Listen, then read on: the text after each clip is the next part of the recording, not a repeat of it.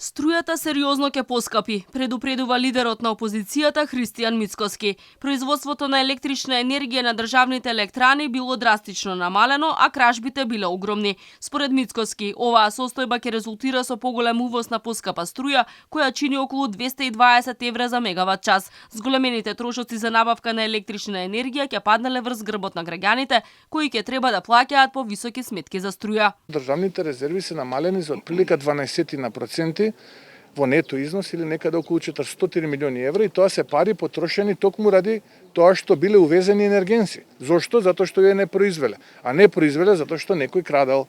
И на крајот од денот повторно народот ќе плати сметката. И тоа очекувам крајот на овој регулиран период, таму некаде истекува крајот на јуни, веќе од 1 јули да имаме повисоки сметки за електрична енергија.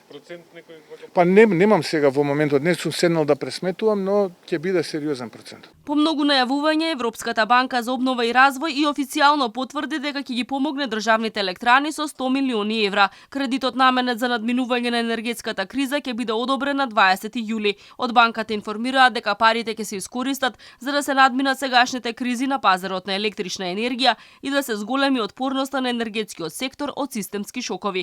Парите треба да се потрошат исклучиво за ликвидност, а не за инвестиции поврзани со фосилни горива. Обезбедувањето на финансиските средства за ликвидност ќе се користат како обратен капитал за финансирање на плати, сервисирање на долгот и други административни трошоци на клиентот и не е поврзано со какви било нови еколошки или социјални ризици или влијанија. ЕСМ е постоечки клиент на банката со добри резултати и ја докажа својата способност да се усогласи со барањата на банката за време на тековните проекти.